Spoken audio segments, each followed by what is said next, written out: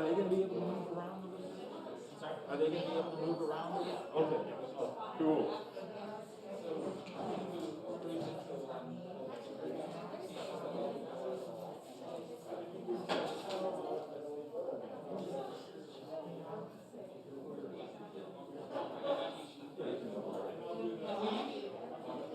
You'll be able to forward it.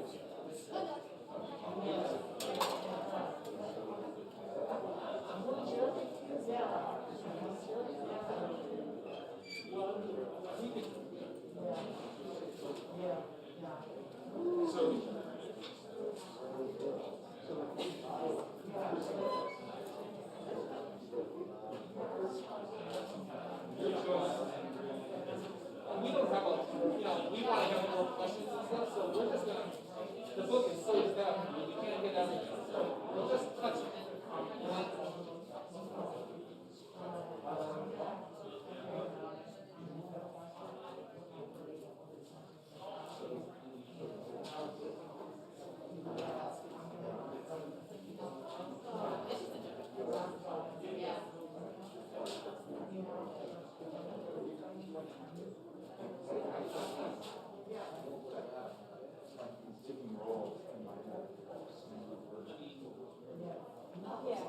And they have the capstone course, are they just writing research?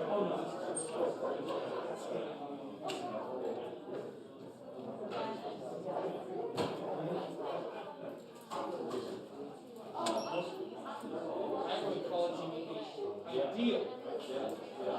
And this.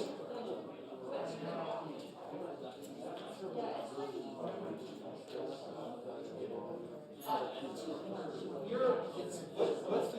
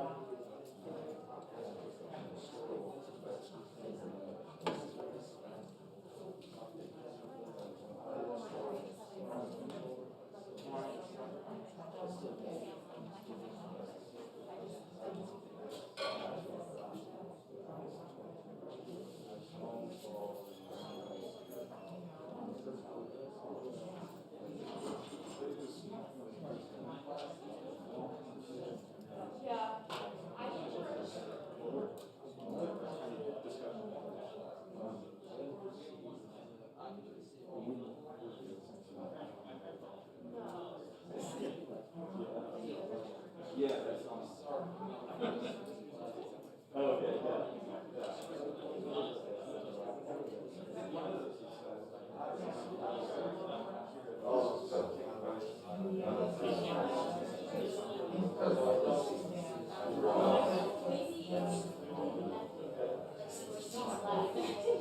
That's to get this history out of something. Has anyone read that book? That should be what National Interest People. Gonzalez and Chavez is significantly. And the film. I don't even. Where is this stuff? Right now, something.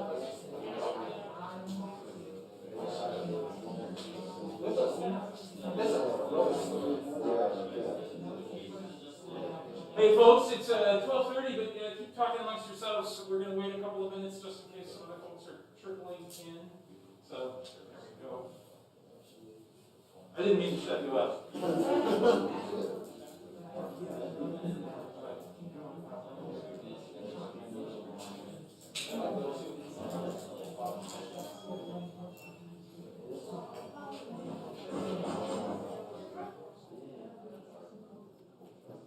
Can we move around?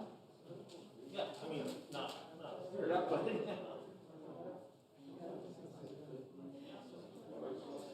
time no see, Tom. Yeah. We're coming out. Yeah, and even then, you just see a rectangle with a name. That's what I'm used to. I know a lot of people don't want to take Yeah. And you pick your nose right in front of them. Hey, go with us, we're humans.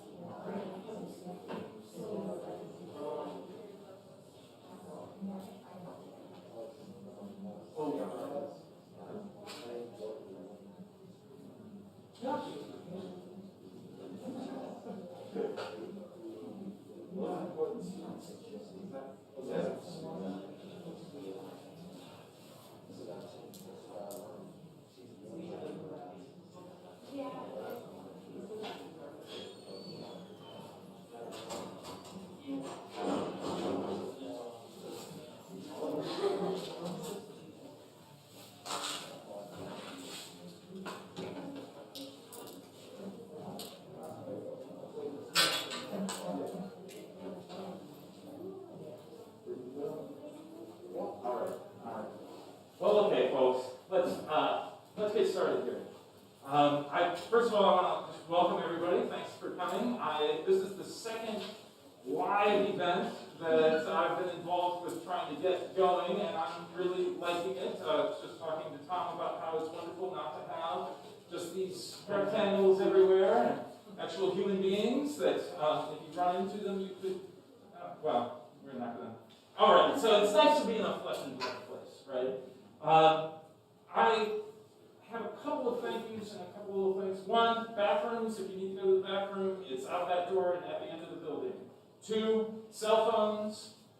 Please turn them down or turn them off. That's the other thing. Also, just so you know, this is going to be recorded and posted on YouTube, so please tell your friends and neighbors, if they couldn't make it, that it's available for them on YouTube through the, it's going to be through the Fresno City College site. If they are having trouble finding it, tell them to email paul.gilmore@fresnocitycollege.edu, and I will help them navigate their way to it. Some thanks are in order. I'd like to thank my colleagues in the History Political Science Department, and my colleagues in the Anthropology program, and in Sociology for sponsoring this today. I'd also like to thank Dean Sherlyn Colonel Holmesby, who really was enthusiastic about doing this and helped to get the word out. So I really appreciate those folks, and I wanted to give the word on that. Well, now to our speakers. One thing that I think is really kind of an honor for me is to talk about, introduce these guys to talk about their book, is that I teach a civil rights class where some of this stuff comes up. I teach a California history class where this stuff comes up. I teach a U.S. history class where this stuff, a global issues class. So this is a real treat for me, and I hope it's going to be a treat for you. So let me get to our speakers. I'll introduce them. First, we have Daniel O'Connell. He's the executive director of the Central Valley Partnership here in Fresno, a regional nonprofit organization and progressive network of labor unions, environmental organizations, and community groups spanning the San Joaquin Valley. He's trained as a multidisciplinary ethnographer. He holds an MS in International Agricultural Development from the University of California, Davis, and a PhD in education from Cornell. As a politically engaged scholar himself, his work is dedicated to achieving social, racial, environmental, and economic justice in California. And his partner in crime here, Scott Peters, is a professor in the Department of Global Development at Cornell University, and historian of American higher education's public purposes and work. He has spent the past 20 years as a leader in the civic engagement movement in American higher education, most recently serving as a faculty co-director of Imagining America, Artists and Scholars in Public Life. He's the lead author of Democracy in Higher Education, Traditions and Stories of Civic Engagement. He's also co-editor of the Cornell University Press book series, Publicly Engaged Scholars, Identities, Purposes, and Practices. So with that, I'm going to go sit down, and we can give a round of applause to these folks to welcome them. I'll go first, and then Scott will be following a little bit later, and we'll just go back and forth. And we look forward to taking questions. The book is coming home. This is our first in-person book talk. We actually had a talk at the University of the Pacific. I have been very involved over the years with activism in Stockton, which is very closely aligned in a lot of ways to Fresno. I'm a big fan of Michael Tubbs and a lot of the movement that elected him there. The book, though, if anywhere, is centered in Fresno, in the San Joaquin Valley in California. It's written from my point of view as a student, for you as students. There's an author in the book named, the book is in some ways authored by 10 people. Scott and I, yes, but 8 other scholars. And each chapter is a discrete chapter, that you can read independent of the others. You don't have to take them in order. The book ends with Johnny Jagannath facing off against the Fresno County Board of Supervisors. You could start with her, a young woman of color organizing along racial justice lines with the California Institute, with the California Rural Legal Assistance. But the book takes a series of 8 scholars that are voicing their own research and their own stories in their own voice, and therefore, it's authored by almost 10 of us. When I think of the book, I think that if you want to pick it up, you're going to need to be brave to read it, because it's going to imply that you're going to be doing something about the injustices that you learn about, but more important, especially for students from the inner city of Fresno, the book will lay out a geography of how injustice and oppression have been structured here over the last 100 years. The book took Scott and I working together. He was my major professor at Cornell, so a little bit of hierarchies in these institutions. He was the chair of my dissertation committee. That dissertation took 10 years to complete. The book, after I moved and was living in the valley, to live the lessons of the book myself and to work as an organizer and a scholar, took another 10 years. The book comes from my feeling that my society wasn't moving fast enough, or actually was going backwards, especially if you take the election of 2016.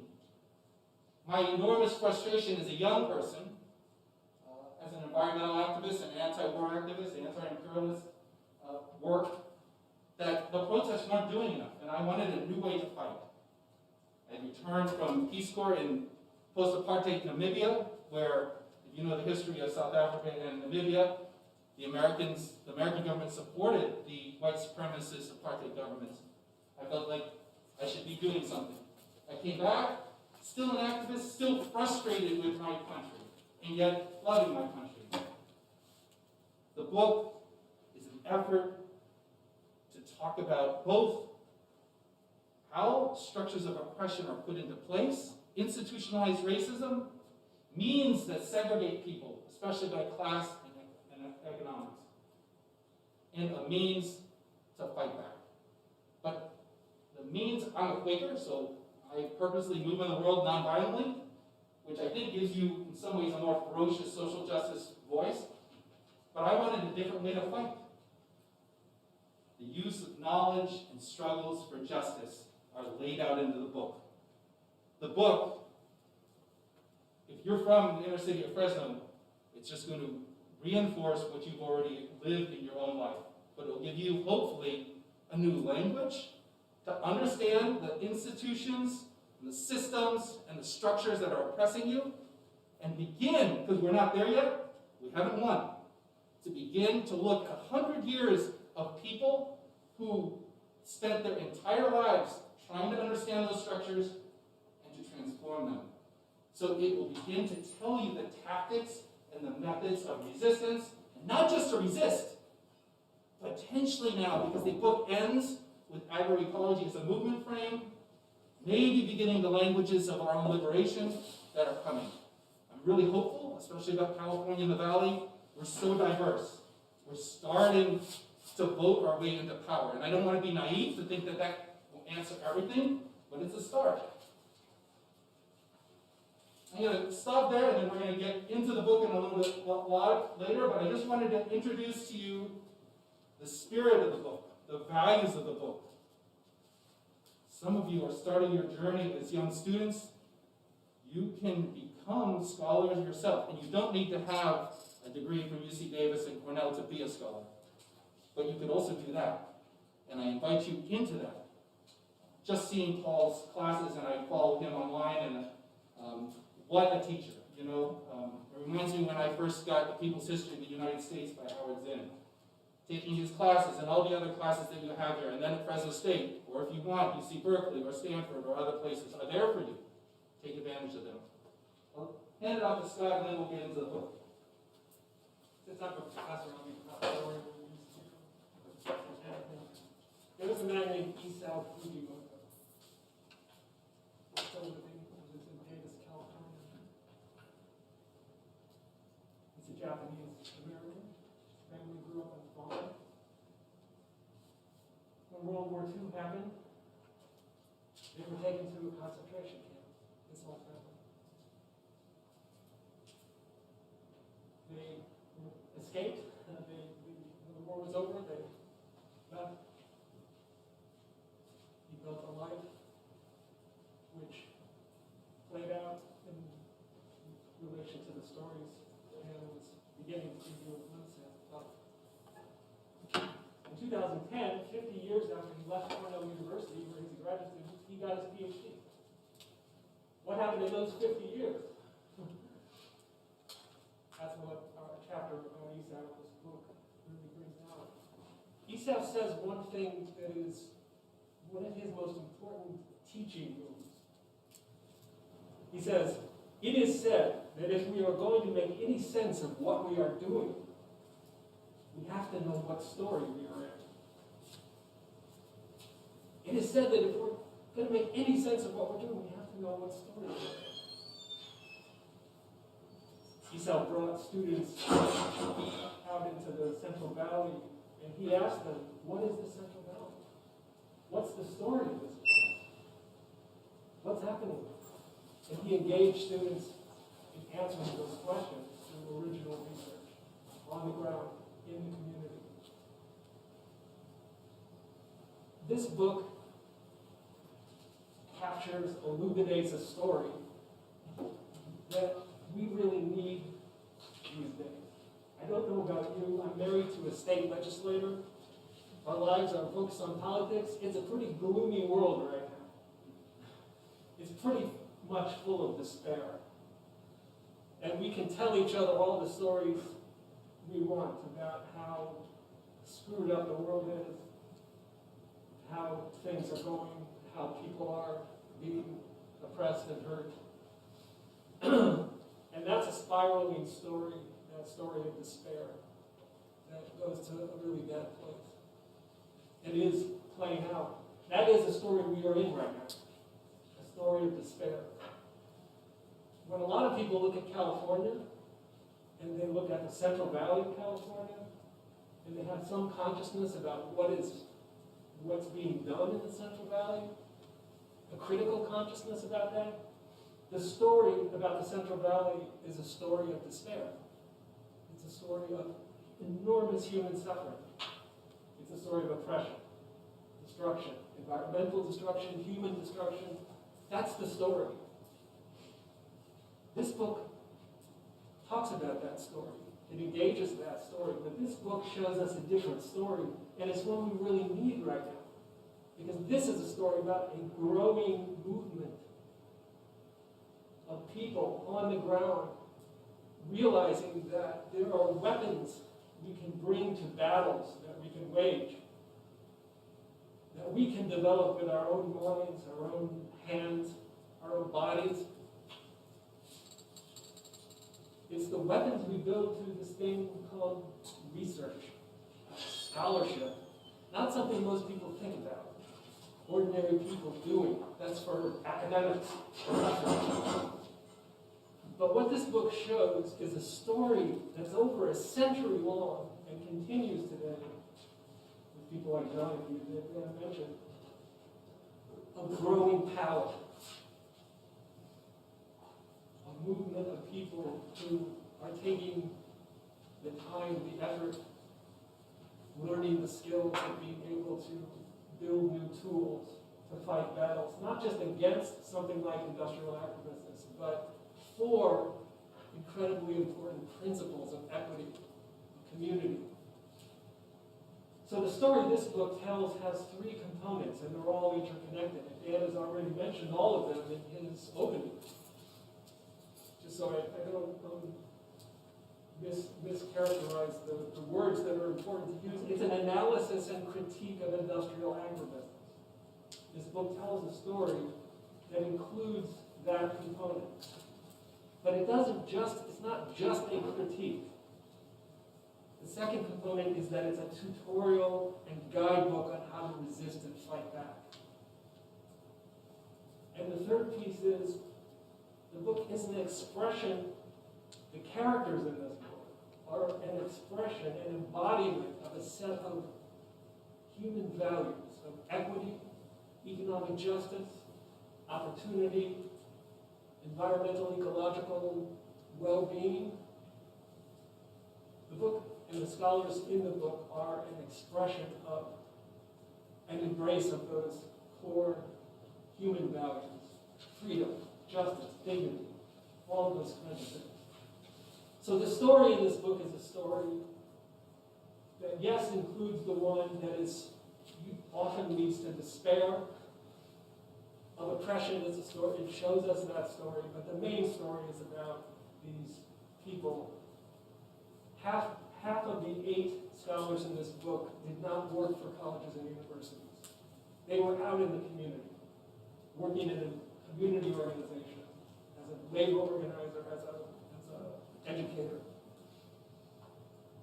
The story is the story of them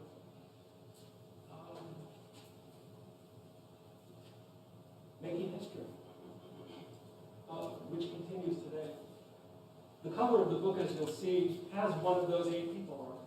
And we'd like to give you a real glimpse into the detail. This book is full of stories in detail. So we'd like to give you this little glimpse into Ernesto Galarza's life, because it very much is the heart and soul of the book in many ways, the leading edge of the fiercest, most rigorous kind of work. All of the scholars show that, but he shows it very much. So we'd like to put you in a moment that Dan and I both experienced, so you can feel some of what we felt when we did this book. I think I'll do the slide. Before we go there, if you're going to know what story you're in, if you're going to make any sense out of the world, you need to know what story you're in. Isa Fujimoto. I'll challenge you that you've been lied to. If you drive down the freeway here, the rural areas, right? You'll see these billboards. One of them, Congress-created drought. I would say that the book distills a narrative that's counter to the one that you've been given. The one that you've been given has been designed to confuse you on the structure, that they don't even want you to know how you're being taken advantage of. So, to switch a little bit, because the book does lay that out for you. And like I said, you need to be brave to read it, because you're going to get pissed. You're going to want to do something about it. I hope you're going to want to do something about it. It's designed to be provocative because it tells the truth. And truth is always partial, so you can see how that truth connects with your soul and your integrity. And if we're wrong in any part of this book, you can go tell your professors, or you can come back to us and tell us, hey, that's wrong. I'd be happy to take it back. But it's 20 years of us doing homework. First of all, to figure out the world for ourselves, and now to share it with you. And it's 100 years beyond that of people trying to articulate these structures for you. So it's distilled, not to be confusing. There's a certain voice, there's different voices, 8 different voices in the book. Some will appeal to different people in different ways. I often say to young folks in the Valley, start with Ernesto Galarza. Start with Ernesto Galarza. Do we have a picture of him before the shot? Well, it's like This is him speaking, as ferocious as he could be. Ernesto Galarza was born in 1905 in Mexico. The revolution hits his country in 1910. He moves to Sacramento. He begins working as a farm worker at the age of 7 or 8. He takes many, many, many different jobs. Works his way up. He ends up, he wrote a book on his young life called Barrio Boy that tells his story of his young life. His young life. He ends up going to Occidental College in Los Angeles. It's actually the school that Obama went to, but Obama transferred out after a few years. go to the same school that went to Galarza then goes to get a master's degree at Stanford. And he goes on to get his PhD at Columbia. the most elite schools that we have in our country because we have hierarchical education here. Again, don't bar yourselves from taking advantage of those resources if you're open to that. What does he do? Raises a farm worker.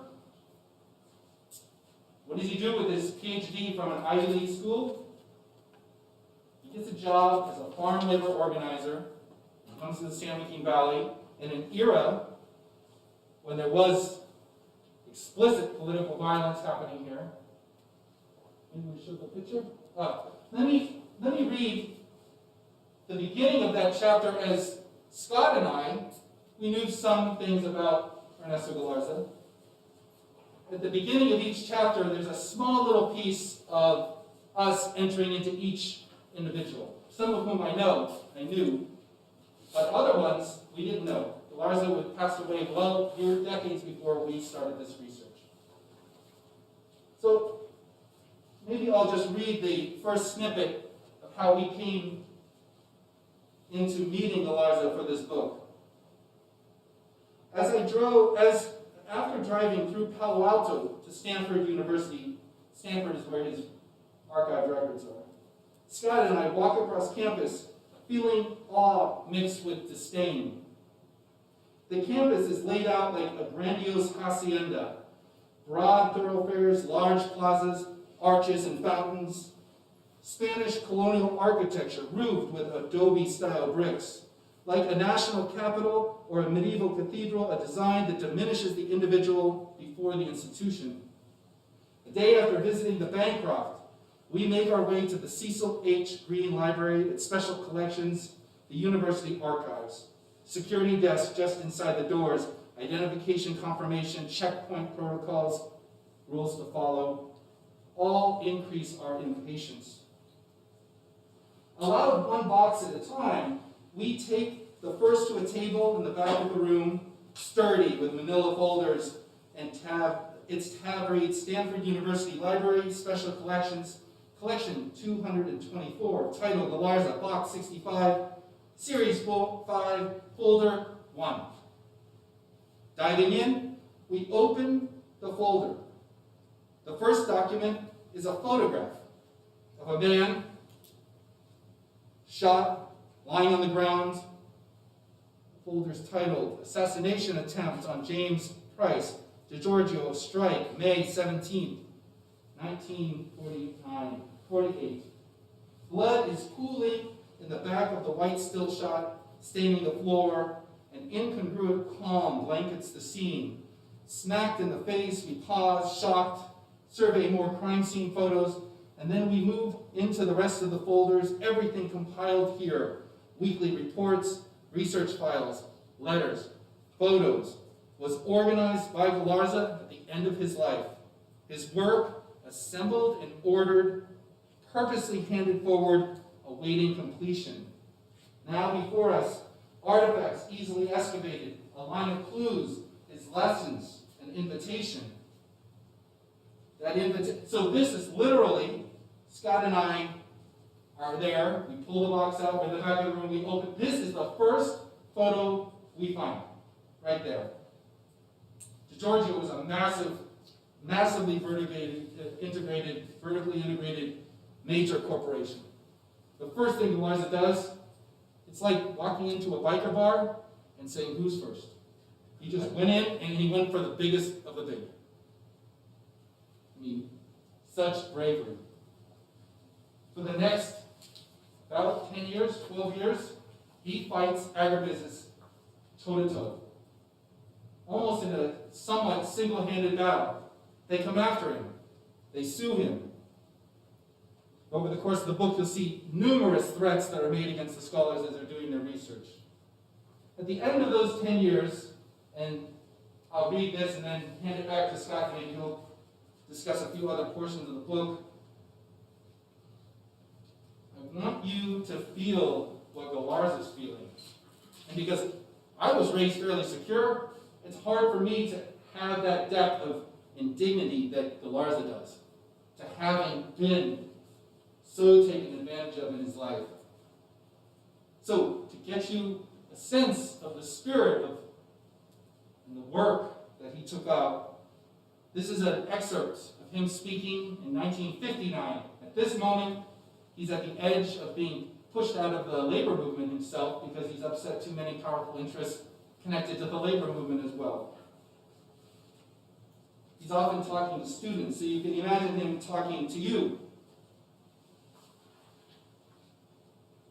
I reacted with intense interest to a remark that was made this morning that one of the difficulties of the Mexican American community is that we had not pinpointed the enemy.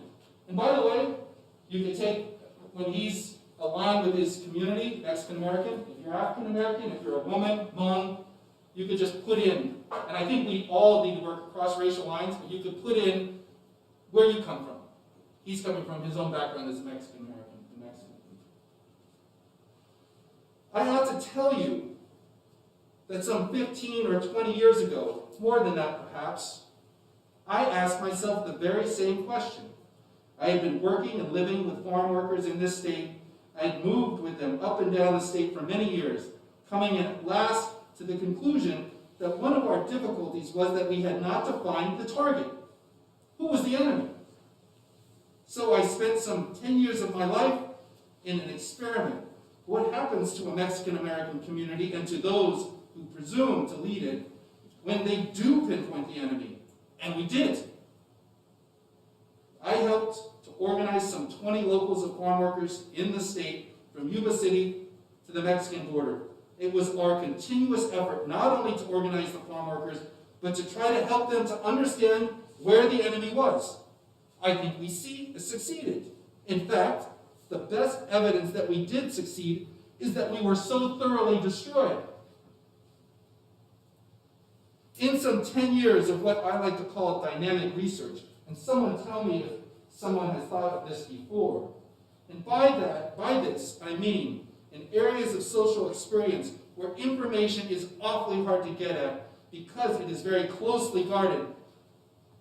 The only way to get at it is not ask for the information, but to challenge those who are keeping it for themselves.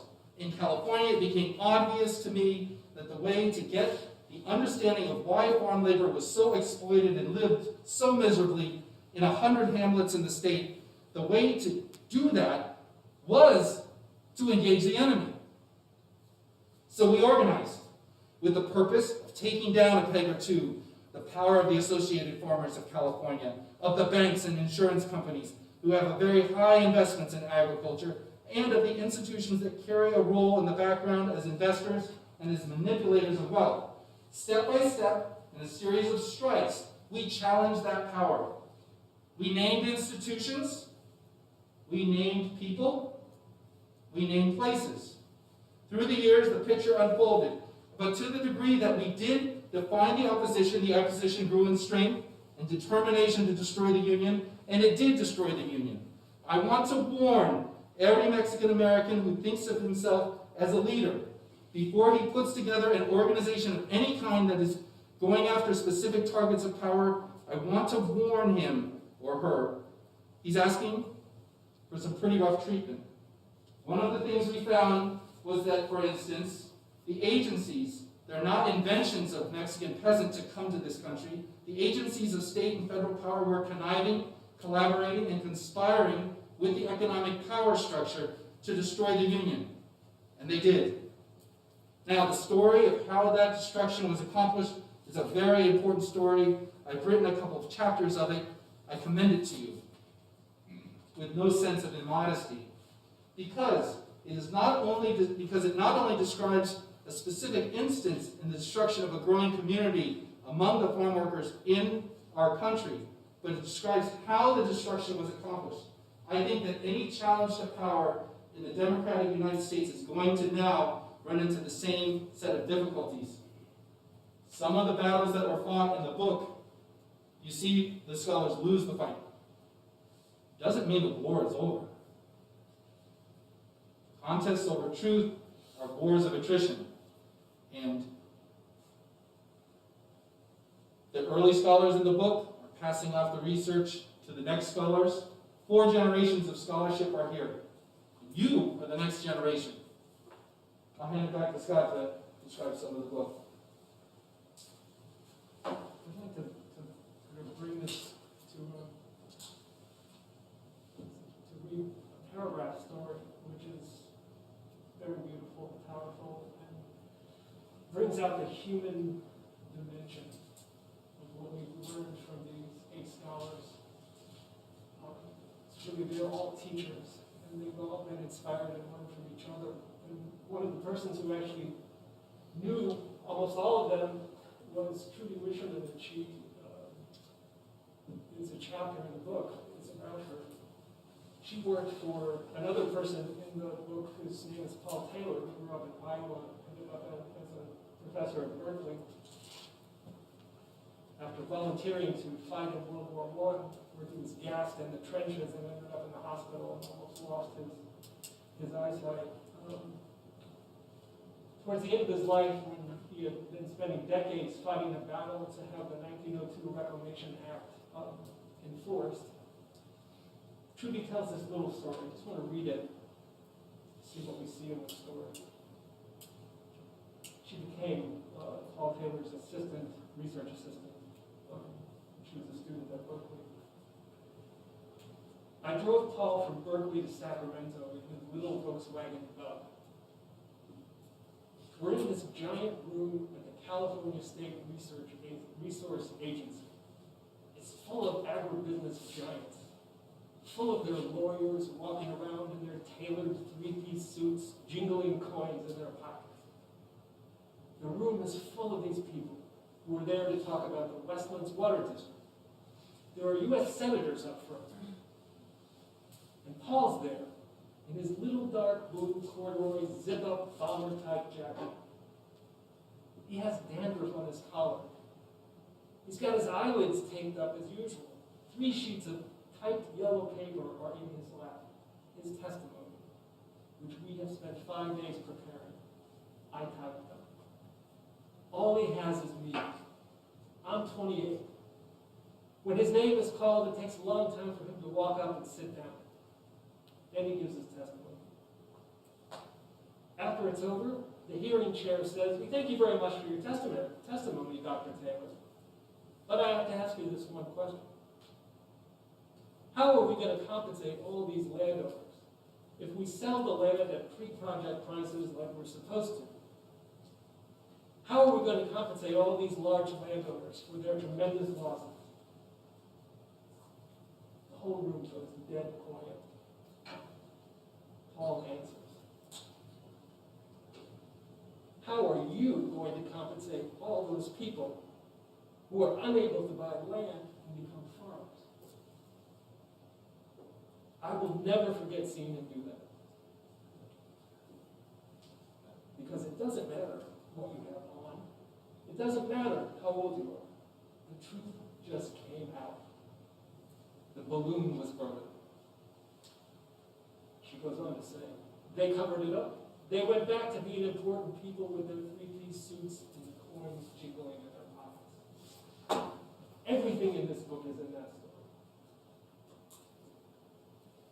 The courage of people to tell the truth, to bring the truth to testimonies in Sacramento. The blowback, the pushback, the corruption of truth.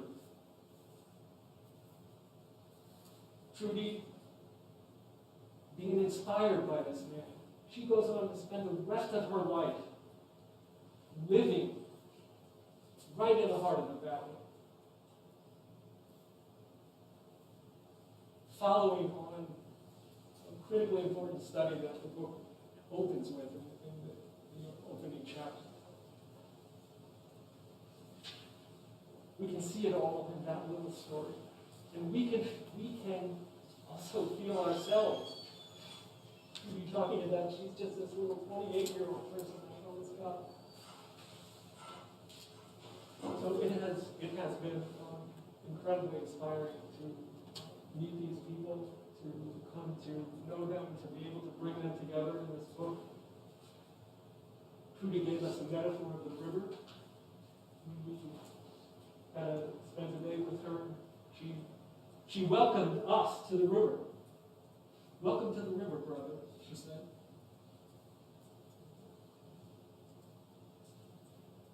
She spent her life in that river. That river, that is a river of struggle, a river of deep trouble, but also a river with the kind of people in it that we came to know by doing study in this book. And the important thing is the river flows on. And it's inviting all of us to jump in. And we're really eager to hear from you. Now, what is the story that you're in, that you're seeing as you? How are you moving to jump into the river of people that are pursuing that story? How are you feeling, having heard Dan and me share just the tiniest little bit of what's in this book of what we've learned? How are you feeling? How are you feeling these days? So we'd like to open it up for some questions and some conversation.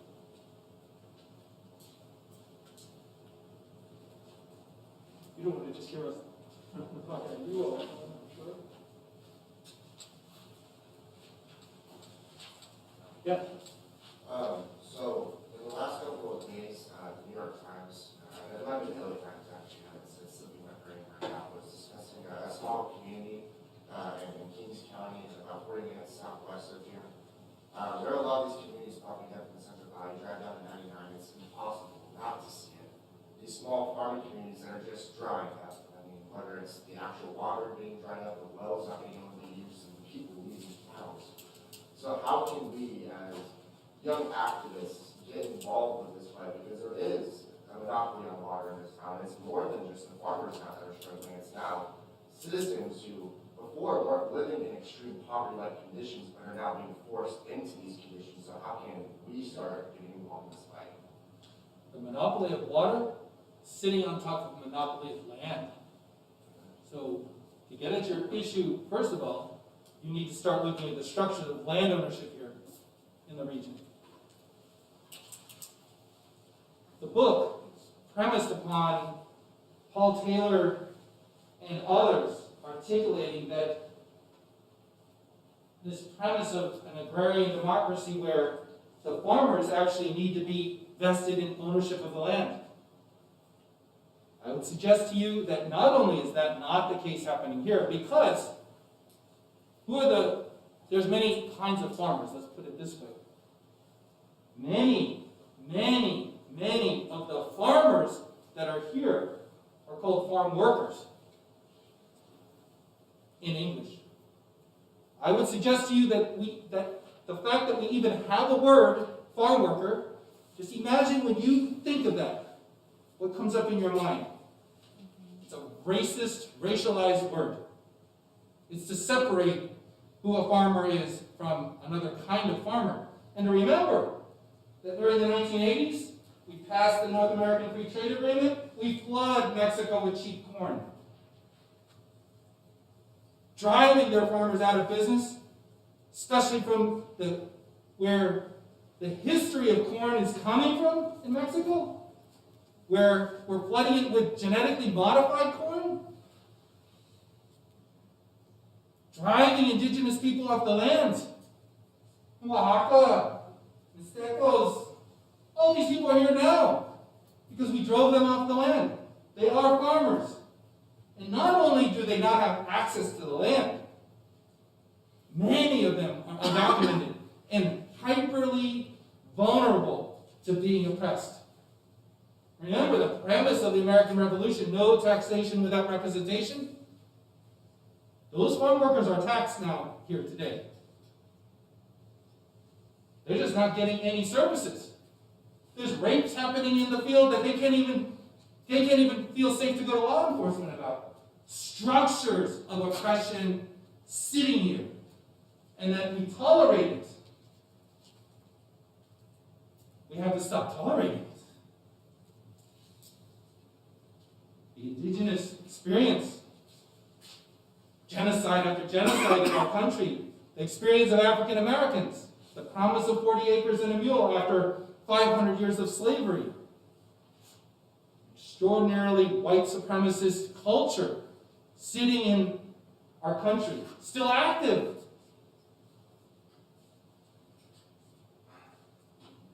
One last thing about water, your question. The book goes to great detail about water. And I think that there's three main: water, land, and labor, right? Is here, interconnected with the promise of what that offers, and of course how it's being taken advantage of, manipulated. The book goes into a story of how a place that had the largest lake west of the Mississippi, that the water table, there was wells that would just burst up through the ground all around Fresno. It wasn't a problem with land subsidence because the aquifer was being depleted. There was a problem with too much water in the region. The book goes into the story of the creation of the Central Valley Project. Many of you, this is why I went back to tell you that you're being lied to with these billboards and the narratives that agribusiness is telling you. That Congress created a drought because they want to take every single sip of water. I see the billboards now, new ones. 78% of the water wasted on nature, right? They're so greedy, they would take if they could, they'd commodify air, right?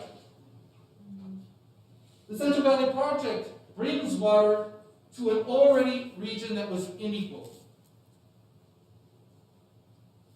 This is federal money. It's during the Depression that they want to enact this, but the enabling law that created the Central Valley Project, and the Central Valley Project builds the dams above us and the canals to bring the water to the farmers. That law said, passed in 1902 when Republicans were progressive in this country because Theodore Roosevelt was economically progressive. They didn't want to enrich the already enriched.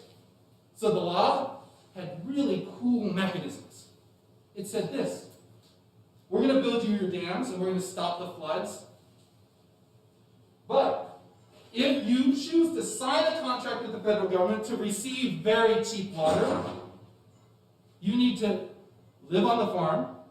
Your farm needs to be 160 acres or less, 320 if you're married. But here is the kicker. We'll give you even water in excess of 160 acres. But after 10 years, you need to sell all the land you have above 160 acres at pre-water prices. Because if you bring water to a desert, not only can you move from dryland wheat to planting cotton, to planting almonds, to planting subdivisions, you raise the speculative value of the land. Why make rich people that are already greedy richer and greedier? So, that would be called a land reform. Simple enough. I remember when I politicized in the 1980s, I heard, because I was so upset with what was happening in El Salvador, where 10 families owned 90% of the arable land, the Ivory party, a fascist party killing Indians, supported by the U.S. I looked at latifundia, this going back to Rome, this consolidation of landholdings by the elite as republics move towards empire. We need to begin to talk about land reform, sharing, a sharing economy. And the book also shows that if you don't stop the greed of these people, they just don't stop. They keep taking and taking and taking and taking. We brought the water to them. Was that federal law ever implemented? No. In 1958, a 9-0 Supreme Court decision said you need to implement reclamation law. They ignored it. 9-0 Supreme Court, you need to implement the law. Then, George Vallis. Some of you know Elfie, an Art Druid, kind of a hippie. But he was a Marine, too. He was the weirdest looking guy. Tough as nails, from Fresno. He formed a group called National Land for the People, 1978. He sued the federal government again, after 20 years after that Supreme Court decision. We want the law implemented. And finally, he wins that case, but the big farmers say we want to do an environmental impact report. They usually don't want those done. And they pushed it off until 1982-83 when the law was overturned. Beyond the Central Valley Project, in 1958, when that Supreme Court decision came, Jerry Brown's father institutes the State Water Project. That again brings water to the valley, except mostly to Kern County on the west side of the valley. So the state of California does this, but there is no acreage limitation, no 160 limit, and no residency requirement. And the town that you're talking about, I think, was Strathmore in Kings County. Yeah. I read the article. Yeah. Have you been there? I drive past it all. It's something to see. Yeah. You should go there. I always stop by there. That little roundabout in the main street there. So many towns, especially the Midwest, that city center atrophying and dying. Because the economy is so unequal. And it's perverting the civil society. And it undermines people's ability to stand up and even speak in some ways.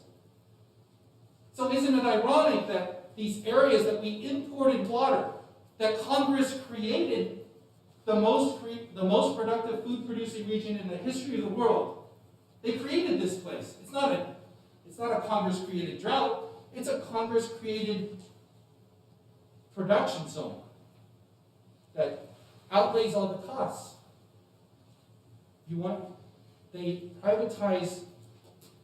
They socialize the profits and privatize the costs. The exact opposite of what we should have going on here. And then, the reason that Strathmore is having so many problems, after they're getting so much cheap water, the biggest of the big farmers, they start drilling down and taking up the groundwater. And so these rural communities can no longer have access to water. The water that they do have is often heavily polluted, sometimes with natural occurring arsenic and things, but often with the byproduct of industrial agriculture, the inputs of pesticides and fertilizers. So that one story on that one town in Kings County is so indicative of where we are. And then we have to name this problem that's sitting on us here. Yeah, I wonder if you just, the question, as I heard it, had a lot to do with, so what do we do about all this? And so, that piece of it, we don't. I was conveniently leaving that one out. First of all, know your history. Know how they're manipulating things. The book ends talking about the Westlands Water District. I have my own ideas. I will say the book is an invitation for you to form a small group of tough, committed people to understand the problem and start punching at it. And you'll only be able to punch at a piece of it. But I think the more that we enact it, and water is such an analogy in the book, the river, but I also ponder, because I lived in Belgium, and I know that Belgians, everything's in brick. And the worst thing they're afraid of is a seepage of water in the basement. Because it starts eroding the integrity of the bricks. So they're like, oh, let's get the water away. Water can get into the interstitial areas, the in-between zones that are this big at first. And I will say, the book sucks the air out of the room, makes you think, oh my God, how are we going to do anything about this? Just start doing it with a small group of very committed people over a long period of time. So activism, start elongating your idea of being an activist. And often, you can see that I'm speaking even from a white guy's point of view. Some people don't even have the choice. They have to do this. We need to start punching at the formations that oppress us together over a long period of time. The book will articulate how those structures are there. I think of areas like the Westlands Water District, So I'll just say for me, what I'm thinking, and the book invites a lot of strategic thinking. If you're a scholar, you use methods to create theory. It's just like if you're an activist. You have methods or tactics that inform strategy. I would invite you to start becoming strategic in how you are a resident or a citizen or an activist. And by the way, there's no neutral in my world, so everyone's an activist. Are you an activist for the oppressor, or are you an activist in solidarity with the oppressed? And in the San Joaquin Valley, there's very little in-between zone there. So for me, I'm in solidarity with the oppressed. I look at things like the Westlands Water District. I understand that California is a very progressive state with this weird anomaly of a reactionary place called the San Joaquin Valley. And I know that the Westlands Water District is very, very powerful. One of their chief administrators went on to be the recent Secretary of the Interior, a guy named Bernhardt. So, and we do know that Devin Nunes and Kevin McCarthy are here as well, playing their games. The Westlands Water District, though, is very unique, and not many people will know this. The Westlands Water District's on the west side of the valley, so it's near Mendota and Huron, that side, which is even rougher than Fresno, by the way. The east side. Get this. You think you live in a democracy. The water districts are special districts, so they're governments. They can levy fees, sometimes taxes, take on public debt. How is voting apportioned in the Westlands Water District? In the Westlands Water District, I think, is 615,000 acres. It's like the state of Rhode Island or something. It's huge. Voting, how many acres you have is how many votes you get. What? Really? No. You mean if I have 100,000 acres, I get 100,000 votes? And if I have no acres, I get 0 votes? Yes, I'm telling you that's the case. In the state of California, that's enabled in the state of California's charter.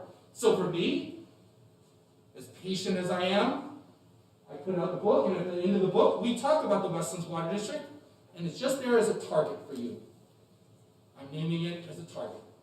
And I'm saying we can't tolerate completely undemocratic, anti-democratic institutions that are government agencies. We can't tolerate that. We have to change California state law. Let's go change California state law. So that, I don't even know how to do that. But that's one of the things that I start imagining. And I imagine it, and I have this Irish temperament, so I just start getting angry about it, and I start going at it. But there's a lot of issues in here for you to think about and take on. And the back room? I just want to ask, what would be a good way to share water equally among everyone in the country to where a group of people or just some people won't be left out? Because to me it's always been my thinking that no matter how much you try to make something equal, there will always be someone who's left out. I'm an idealist, huh? So first of all, I'm going to say that I lived in Namibia with the Hapukushu people after a brutal race war. The tribe I lived with, Hapukushu and the San, 2 different peoples. They didn't even have an idea of privately owning land in Africa, right? And we know that in the United States, after only a few, the state is founded in 1870, 1848. The native peoples here, they didn't own land and individual. And after the Mexican Revolution in 1910 in Mexico, after that revolution that was led by indigenous peoples, they created ejidos of structures of sharing land. So you have to premise, first of all, we live in this experiment that's only a few hundred years old of individuals owning vast amounts of our life world, the life world that we all depend on. So I'm so enamored and so excited by thinking of ways to share land. Share land. In answer to your question on water.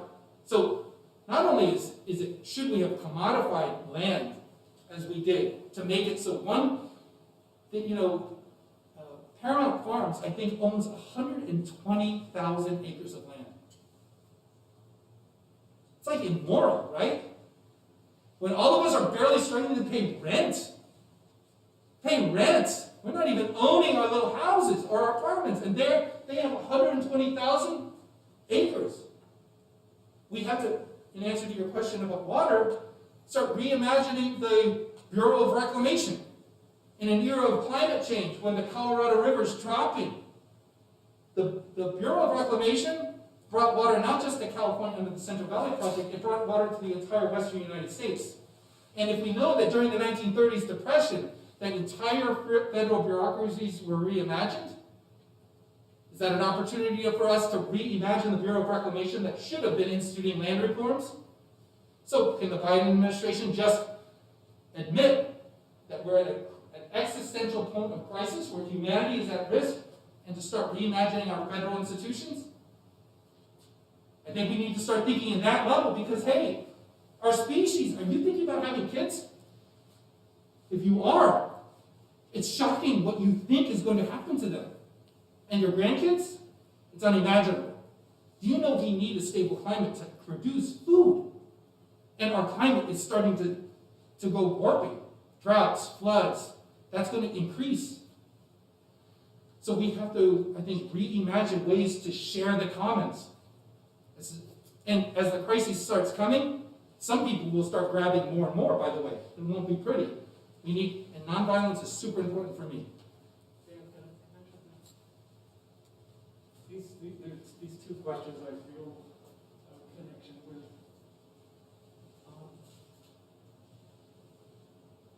Let me just say there are two very different sort of realms of attention that we can choose to focus on. One of them is government.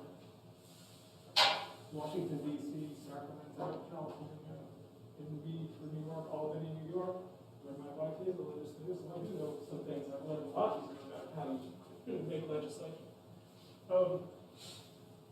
But the other realm is the realm of everyday neighborhoods and communities. When we came in here, we were seeing a glimpse of the Black freedom movement and SNCC's work in Mississippi and in the South. So much of that work played out in the realm of everyday little places, people's houses, little neighborhoods, little churches, businesses. Both of those realms are really important. Both of those realms are in need of attention for action.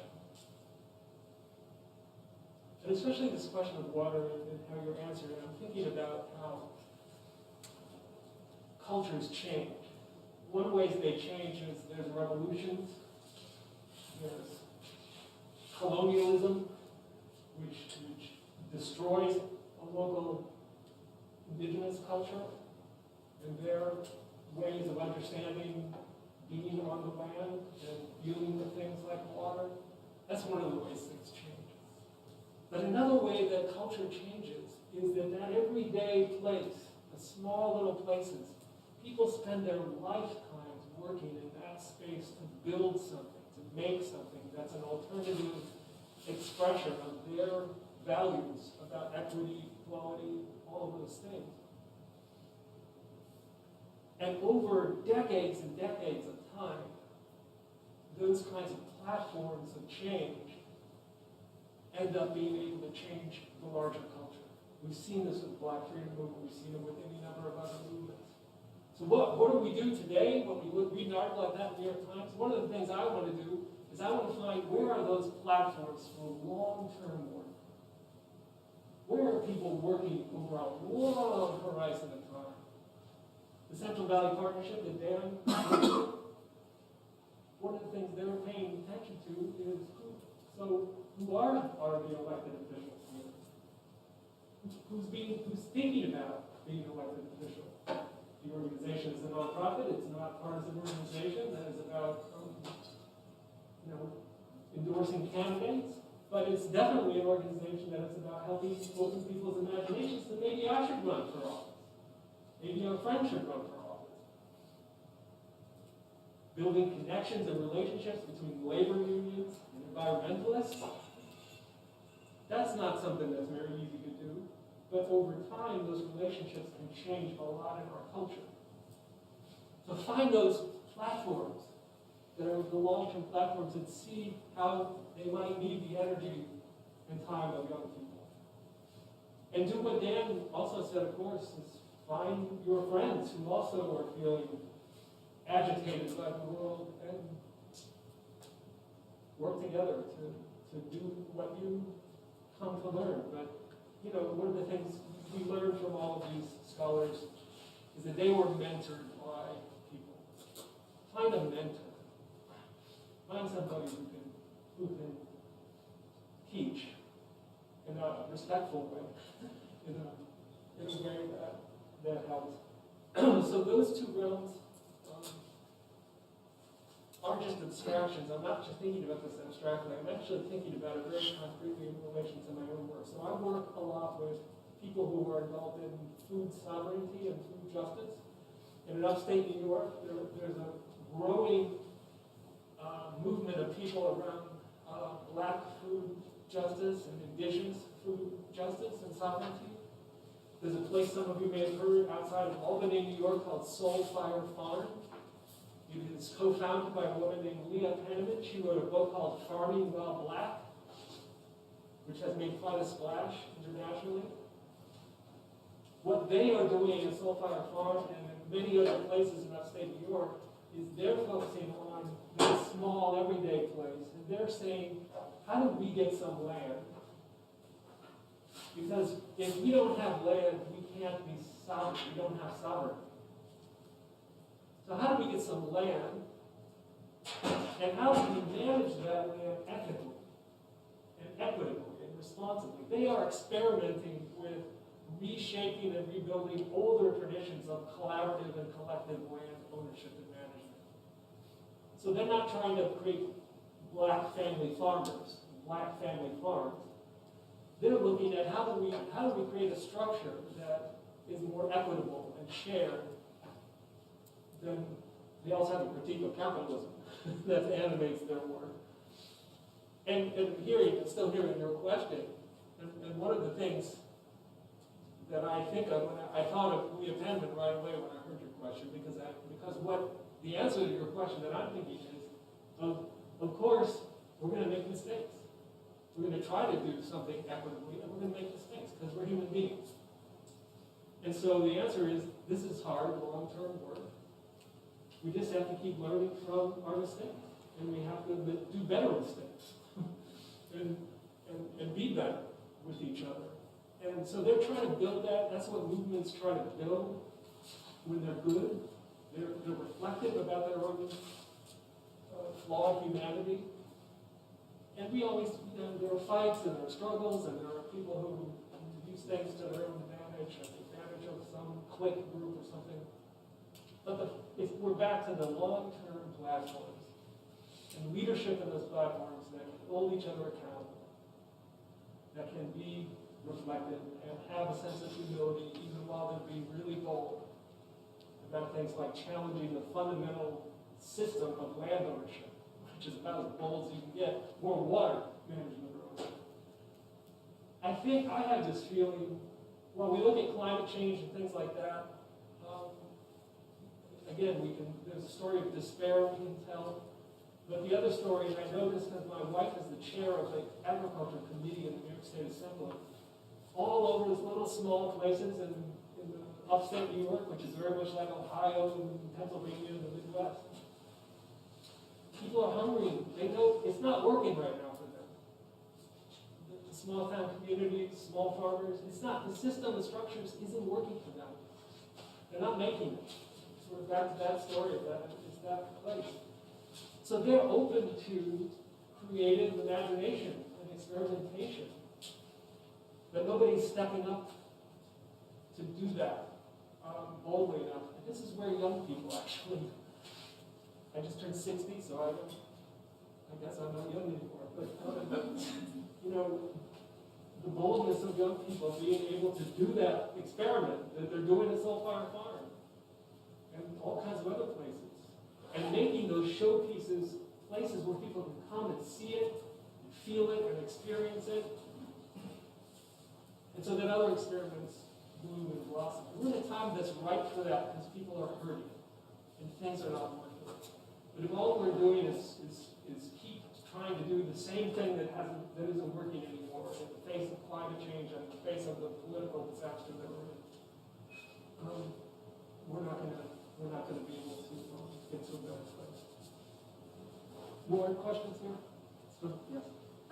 So we see nowadays, especially with the whole environmental movement, of a lot of big companies like green coding, but then you do more research and you figure out and learn that they're actually not being as green as they say they are. Is ag business kind of doing that, putting on this fault of yes, we're trying to work to be more environmentally friendly, but in reality they're not?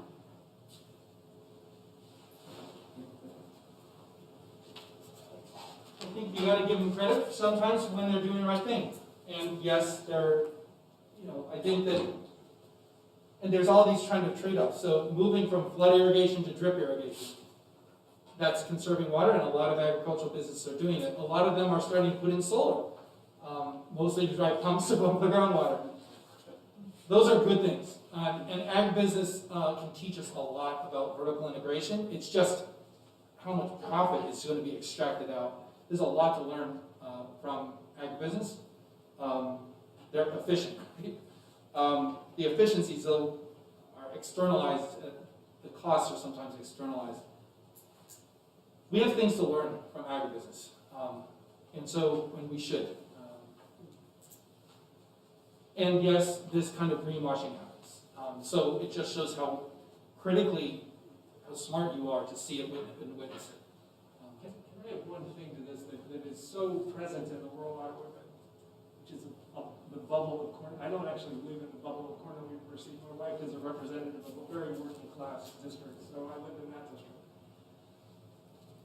But when people think about sustainability in relation to things like food systems and agriculture, my colleagues, this is what breaks my heart about a lot of my colleagues. What they will think about is primarily environmental and human health issues. Right? So I have a lot of colleagues who are doing genetically modified, who are creating new varieties of plants as GMOs, using biotechnologies. I have a lot of colleagues. Really wonderful human beings who have all these great motivations and everything. Too many times people are locked into this thing where they think the only thing we have to think about is the environmental impact and the human health impact. And they're missing the third piece. Because structures and systems like food systems and agriculture have a massive impact on questions of economic justice and equity. And so when new technologies are developed and companies create them and they say, look, we have a green thing, they're probably just looking at those two pieces, human health and environmental. And actually, most of them are just really looking at the environmental because there's a lot we don't know about the human health that we're not going to know for a long time.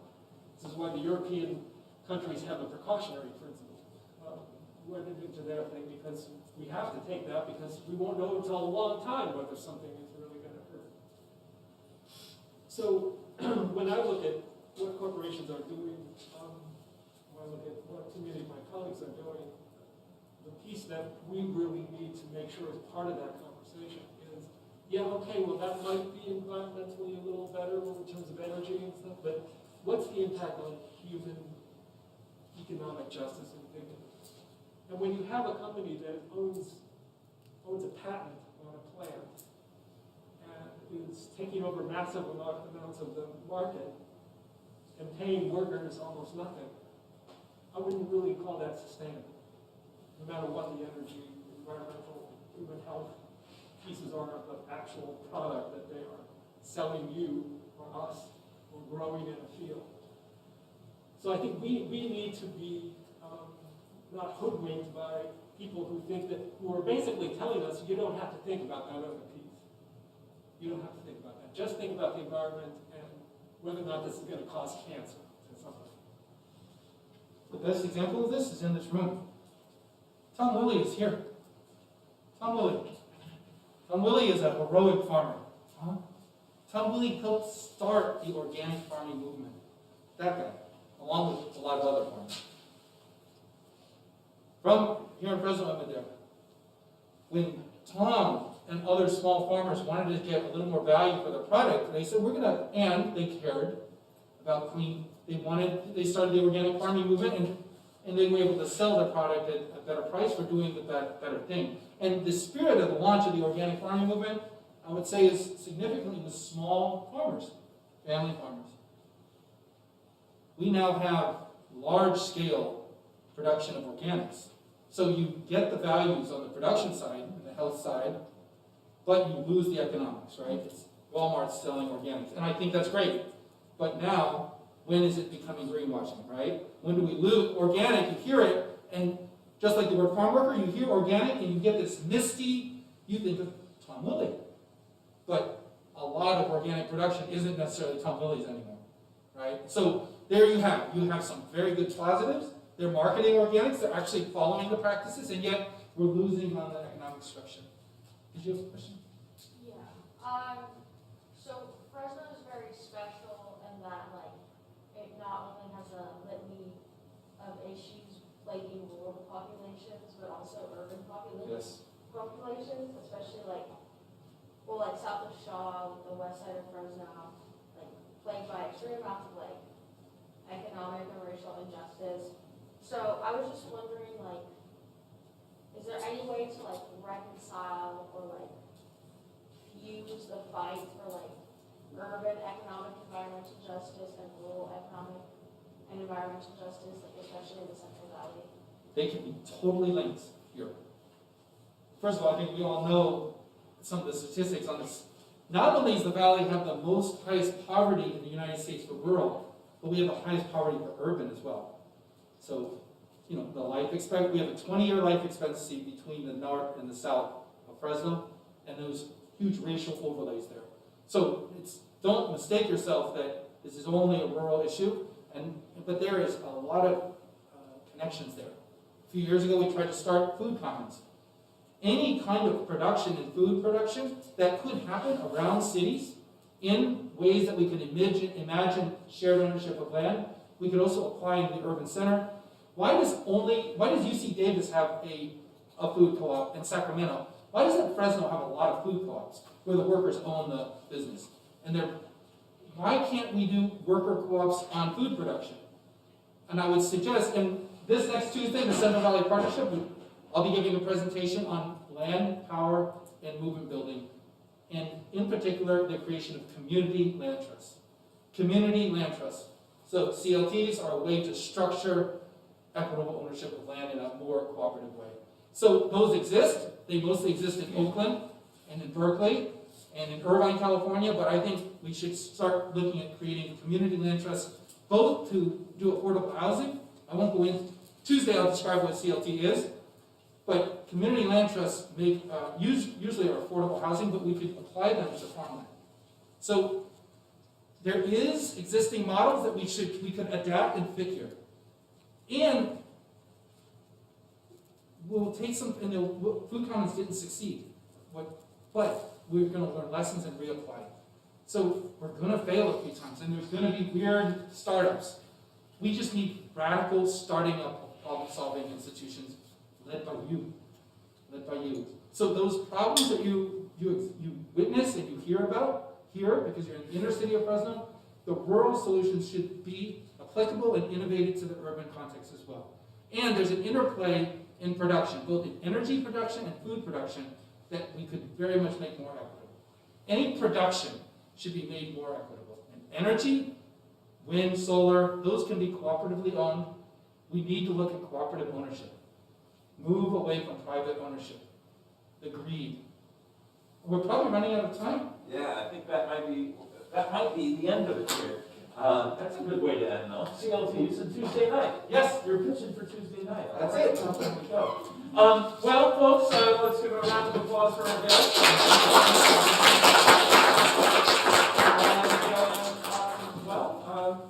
Tell your friends and neighbors that this happened, and it's on the YouTube. as they say. Send the email if you want to know. Call Gilmore at FresnoCityCollege.edu, and I'll give you information about it.